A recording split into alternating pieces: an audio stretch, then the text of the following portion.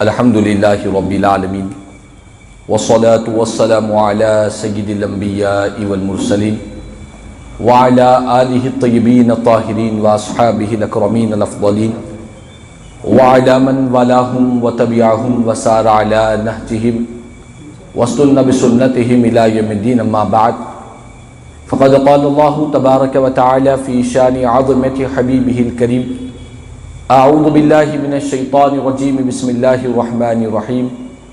إن الله وملائكته يصلون على النبي يا أيها الذين آمنوا صلوا عليه وسلموا تسليما. اللهم صل على سيدنا مولانا محمد وعلى آل سيدنا مولانا محمد وبارك وسلم صلاة وسلاما عليك يا سيدي يا حبيبي يا رسول الله صلی اللہ تعالی علیہ وسلم. معزز حاضر محترم سامعین کرام، جیسا ابھی آپ نے محترم عبدالواسع صاحب ناظم جلسہ سے سماعت کیا کہ آج درس قرآن سورہ بقرہ کی آیت 21 اور آیت 22، ان دو آیتوں کی انشاءاللہ تعالی مختصر سی تفسیر، اس کی توضیح اور اس کی وضاحت انشاءاللہ تعالی آپ کے گوشے گزار کی جائے گی. پہلے بطور تبرک ان دو آیتوں کی جن کی تفسیر آپ کے سامنے بیان کی جائے گی ان کی تلاوت میں کروں گا. آپ ان دونوں آیتوں کی تلاوت کو سماعت کریں، اس کے بعد اس کا ترجمہ ہوگا، پھر اس کے بعد اس کی تفسیر انشاءاللہ تعالی بیان کی جائے گی. اعوذ باللہ من الشیطان الرجیم، بسم اللہ الرحمن الرحیم. یا ایہا الناس اعبدوا ربکم الذی خلقکم والذین من قبلکم لعلکم تتقون. الذي جعل لكم الأرض فراشا والسماء بناء وأنزل من السماء ماء فأخرج به من الثمرات رزقا لكم فلا تجعلوا لله أندادا وأنتم تعلمون. صدق اللہ العظیم. اس آیت مبارکہ کا ترجمہ یہ ہے کہ اے لوگو، اپنے رب کی عبادت کرو جس نے تمہیں اور تم سے اگلوں یعنی تم سے پہلے والوں کو پیدا کیا، یہ امید کرتے ہوئے کہ تمہیں پرہیزگاری ملے، اور جس ذات نے تمہارے لیے زمین کو بچھونا اور آسمان کو عمارت بنایا اور آسمان سے پانی نازل فرمایا تو اس سے کچھ پھل نکالے تمہارے کھانے کے لیے، تو اللہ تبارک و تعالیٰ کے لیے جان بوجھ کر برابر والے نہ ٹھہراؤ. ان دو آیتوں کی ترجمے کے بعد اس کی تفسیر مفسرین کرام نے یوں بیان کی کہ اس سے پہلے کی جو آیتیں گزری ہے، سورہ بقرہ کا جب آغاز ہوا تو پہلے ابتدا میں مومنوں کا ذکر کیا گیا، ایمان والوں کی صفات بیان کیے گئے. ایمان والوں کے بعد ایک دوسرے انسانوں کا ذکر کیا گیا، وہ لوگ منافقین تھے. کفار کا ذکر ہوا دوسرے نمبر پر، تیسرے نمبر پر منافقین کا ذکر کیا گیا.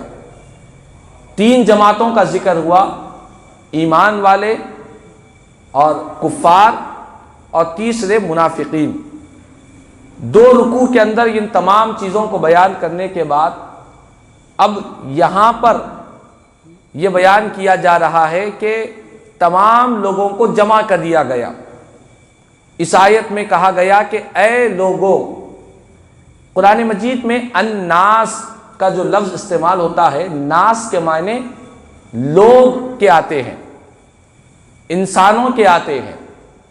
تو ناس جب کہا جاتا ہے تو اس سے تمام انسان مراد ہوا کرتے ہیں. اس میں ایمان والے بھی ہے، اس میں منافقین بھی ہے، اس میں کافر بھی ہے، چونکہ تمام ہی انسان ہے. کافر بھی انسان، منافق بھی انسان، مومن بھی انسان. تو اس آیت میں تمام لوگوں کو خطاب کر کر پکارا گیا کہ اے لوگو، اور یہ بات مفسرین اکرام نے بیان کی کہ قرآن مجید میں جہاں پر ناس کا لفظ استعمال کیا جاتا ہے، یا ایھا الناس کہا جاتا ہے، تو اس سے اہل مکہ مراد ہوتے ہیں، اور یا ایھا الذین آمنو کہا جاتا ہے جس کے معنی ہیں اے ایمان والو، اس سے مراد اہل مدینہ ہوتے ہیں۔ لیکن یہاں پر کوئی مکے والے یا مدینے والے مراد نہیں ہیں، بلکہ قیامت تک آنے والے سارے انسانوں کو اللہ تعالیٰ پکار رہا ہے، سارے انسانوں کو۔ چونکہ الناس کہا گیا کہ کون سے لوگ، حضور کے زمانے کے لوگ یا بعد والے لوگ، یہ نہیں بیان کیا گیا۔ الناس کا مطلب یہ ہے کہ تمام لوگ، چاہے سرکار مدینہ صلی اللہ علیہ وسلم کے زمانہ مبارکہ کو انہوں نے پایا ہو یا نہ پایا ہو، یہاں تک کہ قیامت تک جتنے لوگ آئیں گے، جتنے انسان اس دھرتی پر آتے رہیں گے، ان تمام کو اللہ تبارک و تعالیٰ کا کلام انہیں خطاب کر رہا ہے، انہیں پکار رہا ہے۔ اور کیا کہہ رہا ہے کہ اے لوگو اعبدوا ربکم۔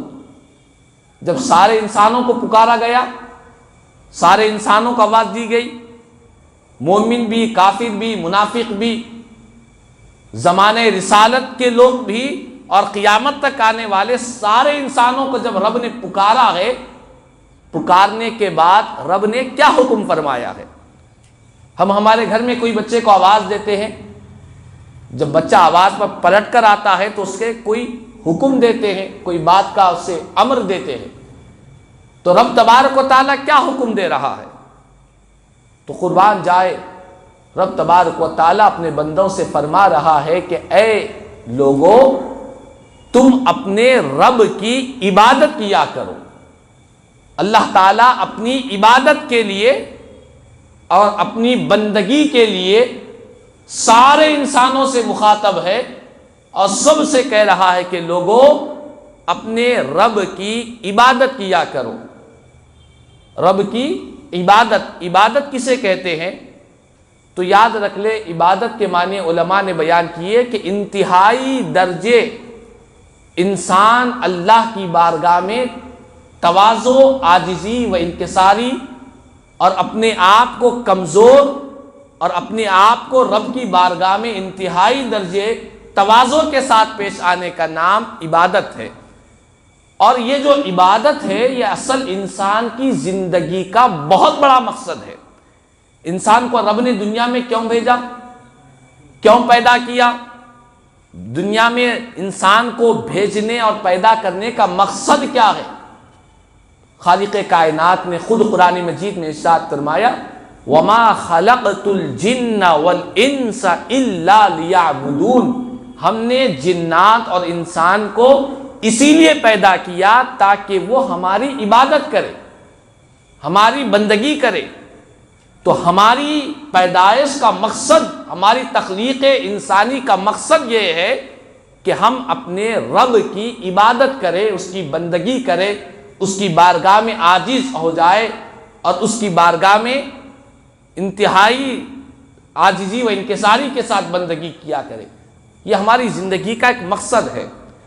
لیکن افسوس، آج ہم اپنی زندگیوں کا جائزہ لیں۔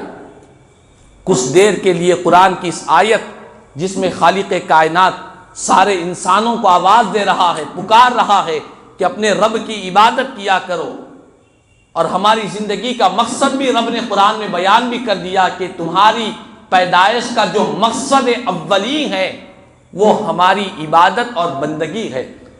لیکن اگر ہم اپنے آپ کا محاسبہ کریں، اپنے آپ کا جائزہ لیں، تو ہم نے اپنی زندگی کا مقصد رب کی عبادت و بندگی ہم نے فراموش کر دیا ہے۔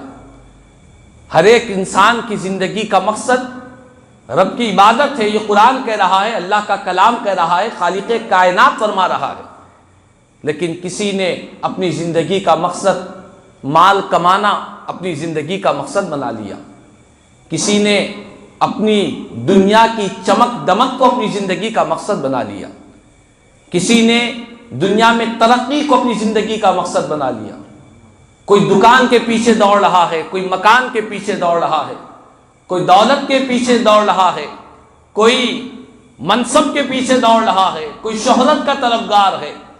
ہر ایک انسان اپنی اپنی زندگی کا جو مقصد بنایا ہوا ہے، اس کا مقصد زندگی کا جو نظر آتا ہے وہ رب کی عبادت نظر نہیں آتا، بلکہ دنیا داری، دنیا کے حصول، دنیا کا مال، دولت، عزت، شہرت، منصب، بس دنیا داری ہی ہماری زندگی کا مقصد بن چکا ہے۔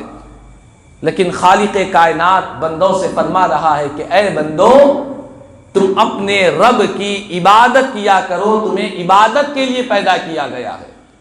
ہاں، ضروریات زندگی کے لیے مال چاہیے، زندگی گزارنے کے لیے روٹی چاہیے، کپڑا چاہیے، مکان چاہیے، یہ حقیقت ہے، اس کا انکار نہیں ہے۔ کوئی یہ دعویٰ نہیں کر سکتا کہ میں بغیر مال کے زندہ رہوں گا، بغیر کھائے کے زندہ رہوں گا، نہیں، کھانا، پانی، ضروریات زندگی لگی ہوئی ہے، لیکن یہ سب زندگی کے ضروریات ہے، زندگی کا مقصد نہیں ہے۔ آج ہمارے بزرگوں نے فرمایا خوردن برائے زیستن، بہت ہی پیارا جملہ ہے۔ بزرگوں نے کہا کہ کھانا زندگی کے لیے ہے، زندگی گزارنے کے لیے کھانا چاہیے، نہ کہ زیستن برائے خوردن، نہ کہ زندگی کھانے کے لیے نہیں ہے۔ انسان کی جو زندگی ہے وہ صرف کھانے کے لیے نہیں ہے، کھانے کے لیے جینا ہے، کھانے کے لیے جینا ہے، یہ آج ہمارا زندگی کا مقصد بن چکا ہے۔ لیکن بزرگوں نے کہا کہ نہیں، کھانا مال از بہر آسائش عمر است، کہ مال اپنی زندگی کو بہتر بنانے کے لیے ہے، نہ کہ اپنی زندگی مال کمانے کے لیے ہے۔ مقصد زندگی مال کمانا نہیں ہے، مقصد زندگی کھانا کھانا نہیں ہے۔ یہ زندگی گزارنے کے لیے یہ چیزیں انسان کو ضرورت پڑتی ہے، ضرورت کے تحت ان کو انسان استعمال کرے، لیکن آج ہم نے مقصد زندگی بنا لیا ہے کھانا پینا، مقصد زندگی بنا لیا ہے مال حاصل کرنا، دنیا حاصل کرنا۔ لیکن اللہ والے بزرگان دین اولیاء اللہ نے فرمایا کہ زندگی آمد برائے بندگی، زندگی بے بندگی شرمندگی۔ قرآن کی اس آیت کو سمجھنا ہے تو اولیاء اللہ نے کہا کہ زندگی آئی ہے اللہ کی بندگی کے لیے آئی ہے، رب کی عبادت کے لیے آئی ہے، اس کے پیارے محبوب کی غلامی کے لیے زندگی آئی ہے۔ زندگی بے بندگی شرمندگی، جس زندگی میں بندگی نہ ہو رب کی، جس زندگی میں اس کے محبوب مصطفیٰ جان رحمت کی غلامی نہ ہو، وہ زندگی زندگی نہیں، وہ شرمندگی ہے، وہ شرمندگی ہے۔ یہاں بھی شرمندگی ہے، مرتے وقت بھی شرمندگی ہے، مرنے کے بعد بھی شرمندگی ہے۔ تو بہرحال خالق کائنات سورہ بقرہ کی اس آیت 21 میں فرما رہا ہے کہ اے لوگوں، اپنے رب کی عبادت کیا کرو، تمہیں عبادت کے لیے پیدا کیا گیا ہے۔ تم کچھ اور سمجھ رہے ہو زندگی کا مقصد، یہ تمہاری غلط فہمی ہے، اس غلط فہمی کو نکال پھینکو۔ تم دنیا کی ترقی، دنیا کی چمک دمک، عیش و عشرت، موج مستی، ہنسی مذاق، لہو لعب، کھیل کود، تم نے اس کو زندگی کا مقصد سمجھ رکھا ہے۔ اللہ کا کلام قرآن تمام دنیا کی خواہشات میں سے انسان کو آواز دے رہا ہے، پکار رہا ہے کہ اے غافل انسانوں، آؤ اپنے رب کی عبادت کرو، یہی تمہاری زندگی کا مقصد ہے۔ تم آئے ہی اسی لیے ہو کہ اپنے رب کی عبادت کرو، اپنے رب کی بندگی کرو، اس کو راضی کرو، اس کی خوشنودی حاصل کرو، اس کی رضا کس چیز میں ہے اس کی تلاش کرتے رہو۔ اسی لیے آپ دیکھیں اللہ کے نیک بندے، وہ دن بھر نمازوں کی تو پابندی کرتے ہی کرتے، راتوں میں اٹھ کر جاگ کر اللہ کی عبادت کرتے۔ قرآن کہتا ہے وَعِبَادُ الرَّحْمَنِ الَّذِينَ يَمْشُونَ عَلَى الْأَرْضِ هَوْنًا وَإِذَا خَاطَبَهُمُ الْجَاهِلُونَ قَالُوا سَلَامًا۔ والذین یبیتون لربہم سجدا وقیاما، فرمایا کہ رحمان کے نیک بندے وہ ہیں جو زمین پر عاجزی و انکساری کے ساتھ چلتے ہیں. کوئی ناواقف جاہل ان سے خطاب کرے، ان سے جھگڑے تو وہ اس کو سلام کہہ کر گزر جاتے ہیں. پھر کرتے کیا ہے رحمان کے بندے؟ تو فرمایا رحمان کے پسندیدہ بندے وہ ہیں جو اپنے رب کے پاس رات گزارتے ہیں تو سجدے کرتے ہوئے گزارتے ہیں، قیام کی حالت میں رات گزارتے ہیں. ان کی راتیں سجدوں میں ہوتی ہے، قیام میں ہوا کرتی ہے. اور ایک مقام پر فرمایا تتجافى جنوبهم عن المضاجع يدعون ربهم خوفا وطمعا، کہ اللہ کے محبوب نیک صالح بندے جنہوں نے اپنی زندگی کے مقصد کو سمجھ رکھا ہے، وہ ان کے پہلو خوابگاہوں سے جدا ہوتے ہیں. وہ بستروں پر پڑے نہیں رہتے، وہ خوابگاہوں سے جدا ہوتے ہیں. وہ اپنے رب کو خوف سے بھی رب کی عبادت کرتے ہیں اور اس کی امید سے بھی اس کی عبادت کیا کرتے ہیں. خوف سے بھی اس کو پکارتے ہیں، امید سے بھی اس کو پکارا کرتے ہیں. تو بہرحال یہ سورہ بقرہ کی اس آیت مبارکہ میں بندوں کو عبادت کی طرف ترغیب دی جا رہی ہے، حکم دیا جا رہا ہے اور کہا جا رہا ہے کہ اے انسان، اے لوگوں، تم اپنے رب کی عبادت کرو. اب یہاں پر مفسرین کرام نے یہ بھی بیان کیا کہ اگر کوئی کافر ہے، وہ تو کفر میں پڑا ہوا ہے، وہ کیسے عبادت کرے؟ کیا اس پر بھی عبادت لازم ہے؟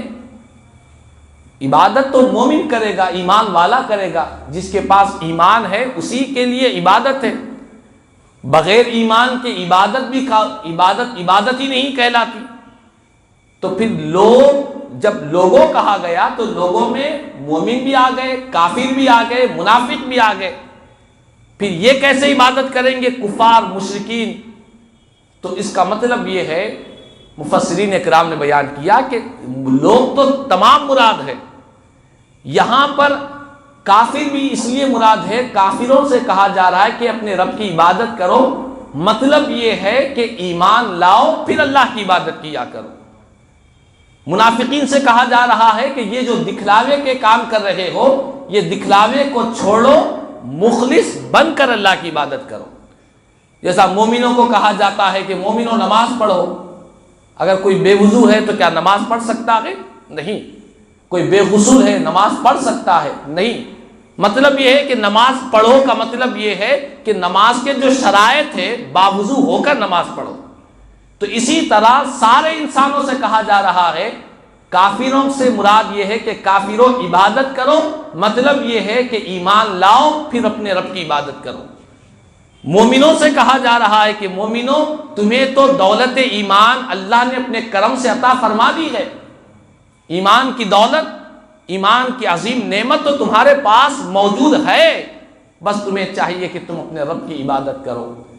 اور جب بات عبادت کی آئی تو یہ بات بھی ذہن میں رکھ لیں کہ نماز بھی عبادت، روزہ بھی عبادت، زکوٰۃ بھی عبادت، حج بھی عبادت.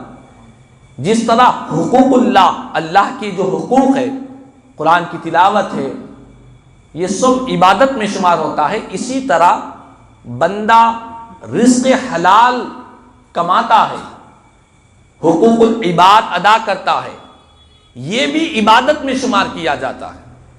ایک حدیث پاک میں نبی پاک علیہ الصلوۃ والسلام کی بارگاہ میں چند صحابہ کرام تشریف فرما ہے. ایک نوجوان کو دیکھا کہ صبح صبح بازار کی طرف جا رہا ہے. بازار کو انسان جاتا ہے کمانے کے لیے جاتا ہے، مسجد کو جاتا ہے نماز کے لیے جاتا ہے. تو صبح صحابہ کرام نے جب دیکھا کہ ایک جوان ہے صبح صبح بازار کی طرف جا رہا ہے تو قربان جائے انہوں نے سرکار کی بارگاہ میں اپنے من کی بات عرض کیا یا رسول اللہ صلی اللہ علیہ وسلم، کیا ہی اچھا ہوتا کہ یہ جوان صبح کے وقت میں اللہ کی راہ میں نکلتا، یعنی مسجد کی طرف جاتا، جہاد کے لیے جاتا اور عبادت کے لیے جاتا، تو کیا ہی اچھا ہوتا. یہ بازار کی طرف جا رہا ہے. قربان جائے میرے آقا نے ارشاد فرمایا، اے میرے صحابہ، اگر یہ اپنے بوڑھے ماں باپ کی خدمت کے لیے، ان کو کھلانے پلانے کے لیے یا اپنی بیوی بچوں کو حلال روزی کھلانے کے لیے، یا خدا کے جو بھی اس کے رشتہ دار دوست پڑوس ہے جو محتاج ہے، جو اس کے ماتحت ہے، جن کا یہ ذمہ دار ہے، اگر یہ ان کی ضروریات کی تکمیل کے لیے بازار کو جا رہا ہے تو سرکار نے فرمایا آگاہ رہو یہ بھی اللہ کی راہ ہی میں جا رہا ہے، یہ بھی اللہ کی راہ میں ہے، یہ بھی اعمال صالحہ ہے۔ اور رزق حلال کے لیے اور اپنے اہل و عیال کے لیے انسان جائز اور حلال ذریعے اختیار کرتا ہے، یہ بھی عبادت میں شمار کیا جاتا ہے۔ تو یاد رکھ لے، عبادت ایک مخصوص اعمال کا ہی نام نہیں ہے، نماز کا ہی نام نہیں ہے، بلکہ انسان اپنی زندگی، اپنے معاملات نیک نیتی کے ساتھ گزارتا ہے، تب بھی وہ عبادت میں شمار کیا جاتا ہے۔ تو فرمایا گیا کہ بندو اپنے رب کی عبادت کرو، اے لوگو اپنے رب کی عبادت کرو۔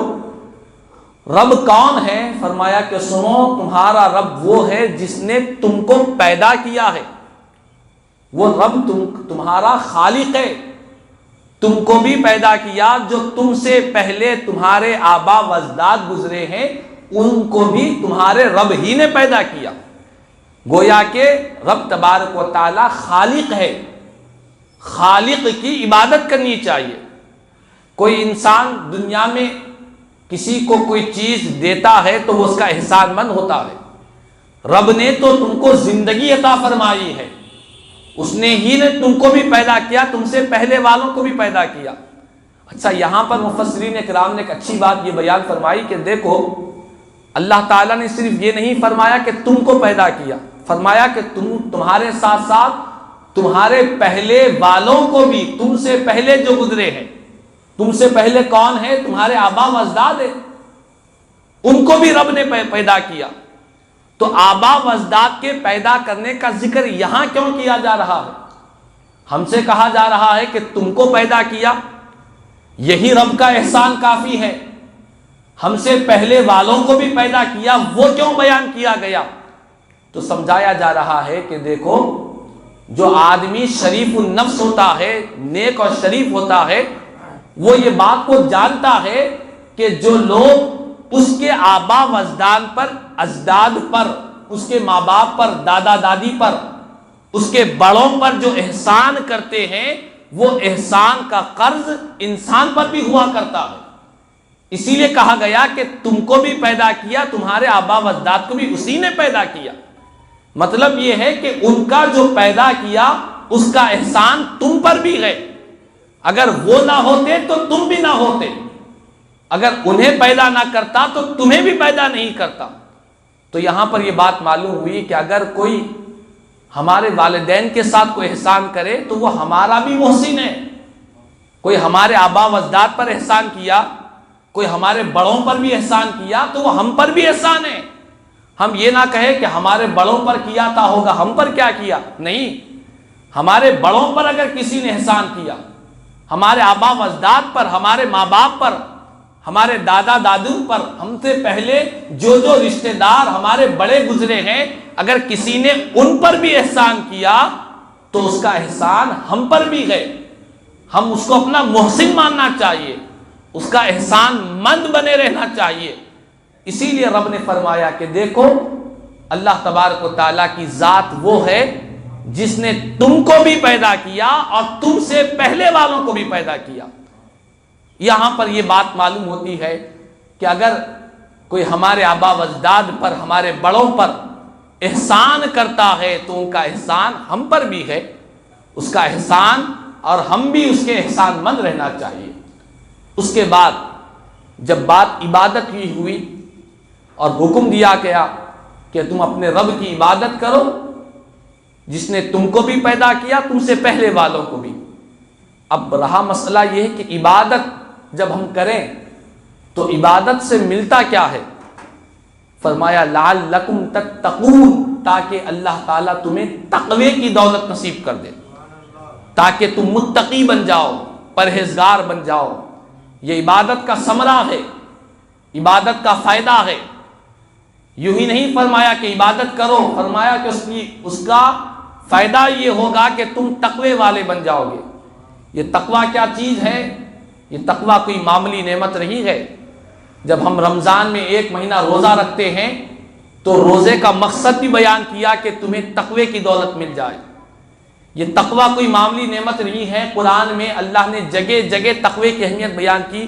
ایک آیت میں آپ کو بتلاتا ہوں، اللہ تبارک و تعالیٰ نے فرمایا ان اکرمکم عند اللہ اتقاکم، فرمایا کہ تقوی، پرہیزگاری یہ وہ نعمت ہے، فرمایا بے شک تم میں اللہ کے پاس سب سے زیادہ باعزت، اللہ کے پاس سب سے زیادہ مکرم معظم اگر کوئی ہے تو وہ ہے جو تم میں زیادہ تقوی والا ہے، پرہیزگاری والا ہے۔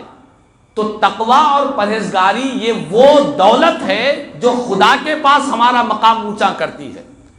جس طرح لوگ دنیا داروں کے پاس کوئی مقام مرتبہ حاصل کرنے کی کوشش کرتے ہیں، جد و جہد کرتے ہیں، محنت کرتے ہیں، وقت لگاتے ہیں کہ دنیا والوں کے پاس ہماری عزت ہو جائے، ہمارا مقام ہو جائے، رب تعالیٰ فرما رہا ہے کہ بندو تم تقوی کا لباس اختیار کرو، مخلوق کے پاس عزت نہیں، خالق کے پاس تمہیں عزت نصیب ہوگی۔ مخلوق عزت کرے یا نہ کرے، مخلوق کے پاس عزت ملے یا نہ ملے، یہ تو مخلوق کی عزت اور ذلت کی تو کوئی اہمیت ہی نہیں ہے۔ آج کوئی عزت کرتا ہے تو کل کوئی ذلیل کر دیتا ہے، کل تک کوئی ذلیل کر رہا تھا آج وہ عزت کرنے والا بن جاتا ہے۔ یہ صبح شام آپ اور ہم دیکھ رہے ہیں کہ بڑی بڑی مخالفت کرنے والے، موافقت پیدا کرنے والے ہوتے ہیں۔ تو فرمایا کہ تم تقوی اختیار کرو، پرہیزگاری اختیار کرو گے تو اللہ کے پاس تمہاری عزت ہوگی، رب کے پاس تمہارا مقام ہوگا، اور جب اللہ کے پاس عزت ہوگی تو قیامت کے دن وہ عزت کا ایسا اظہار کرے گا رب تعالیٰ کہ سارے انسان تمہاری عزت اور مقام مرتبے کو دیکھ کر رشک کرتے رہیں گے، خوش ہوتے رہیں گے۔ تو اسی لیے فرمایا کہ اے لوگو اپنے رب کی عبادت کرو جس نے تم کو بھی پیدا کیا، تم سے پہلے والوں کو بھی پیدا کیا، لعلکم تتقون، تاکہ تمہیں تقوی کی دولت نصیب ہو جائے، تاکہ تم پرہیزگار بن جاؤ اور تمہیں اللہ کی بارگاہ میں قرب حاصل ہو جائے، عزت حاصل ہو جائے۔ یہ سورہ بقرہ کی آیت 21 کا بیان ہوا۔ اس کے بعد 22ویں آیت میں فرمایا اللہ کی ذات وہ ذات ہے جس نے تمہارے لیے زمین کو بچھونا بنا دیا، زمین تمہارے لیے اللہ نے فرش بنا دیا کہ اس پر تم رہتے ہو، اس پر تم بستے ہو، نہ اتنی سخت ہے زمین کہ تمہارا رہنا مشکل ہے، نہ اتنی روئی کی طرح نرم ہے کہ تمہارا بیٹھنا مشکل ہو جائے۔ رب نے ایسے اعتدال کے ساتھ بنایا، نہ زیادہ اس کے اندر سختی رکھی زمین کے اندر، نہ زیادہ نرمی رکھی ہے، بلکہ اس کو تمہارے لیے بچھونا بنایا ہے۔ تم اس کی سختی سے اور اس کی نرمی سے دونوں سے فائدہ اٹھاتے ہو۔ وہ رب تبارک و تعالیٰ ہے جس نے تمہارے لیے زمین کو فرش بنا دیا اور آسمان کو تمہارے لیے چھت بنا دیا، تمہارے لیے سائبان بنا دیا، اور فرمایا کہ رب تعالیٰ نے آسمان سے بارش کو نازل کیا۔ اور یہ بارش کی اہمیت، اس پانی کی اہمیت کتنی نہیں ہے، فرمایا کہ اسی کے ذریعے اللہ نے تمہارے لیے کھانے پینے کے بہت سے پھل اور پھول پیدا کیے۔ بارش ہوتی ہے تو زمین سے اناج نکلتا ہے، بارش ہوتی ہے تو زمین سے تمہارے کھانے پینے کے پھل نکلتے ہیں۔ اگر آسمان سے رب تعالیٰ بارش کو روک دے، قحط سالی میں مبتلا کر دے، تو بڑی بڑی قومیں تباہ ہو گئی، برباد ہو گئی اگر قحط سالی میں مبتلا ہو جائے۔ لیکن رب تعالیٰ نے تمہارے لیے ہر چیز کا تمہارے لیے سامان مہیا فرمائے ہیں، زمین کو فرش بنایا، آسمان کو تمہارے لیے چھت بنایا، اور آسمان سے رب نے بارش کو نازل کیا۔ اس بارش سے اللہ نے تمہارے کھانے کے لیے، تمہارے رزق کے لیے اللہ نے بہت سے پھل اور بہت سی کھانے پینے کی چیزوں کو پیدا کیا۔ اس کے بعد فرمایا کہ دیکھو اتنی نعمتیں رب تعالیٰ نے دی ہے تو تم اللہ کے لیے کسی کو ہمسر نہ بناؤ۔ جس طرح کفار و مشرکین بتوں کو خدا بناتے ہیں، ان کی پوجا کرتے ہیں، فرمایا کہ نہیں، رب تبارک و تعالیٰ جس نے یہ سب کچھ کام تمہارے لیے کیا ہے، تمہارے فائدے کے لیے کیا ہے، تم اس اللہ کے لیے کسی کو ہمسر نہ بناؤ، اور حالانکہ تم جانتے ہو کہ رب تبارک و تعالیٰ ہی تمہیں ساری نعمتوں سے سرفراز فرماتا ہے۔ تو بہرحال یہ 2 آیت مبارکہ آپ کے گوشے گزار کی گئی۔ انشاءاللہ اللہ نے چاہا اگلی نشست میں درس قرآن میں سورہ بقرہ کی آیت 23 اور 24 کا انشاءاللہ درس ہوگا۔ اللہ تبارک و تعالیٰ سے دعا ہے اللہ تبارک و تعالیٰ ہم تمام کو قرآن مجید کے اس درس کے فیض سے اللہ تعالیٰ ہم تمام کو مالا مال فرمائے، درس قرآن کی فیض و برکات سے مالا مال فرمائے، قرآن کو سمجھنے، سیکھنے اور اس پر عمل کرنے کی اللہ تعالیٰ میں توفیق نصیب فرمائے، عبادت و بندگی اور اعمال صالحہ اور رب کی بارگاہ میں رجوع اللہ رہنے کی توفیق نصیب فرمائے، کہنے سننے سے زیادہ مجھے اور ہم تمام کو عمل کی توفیق عطا فرمائے۔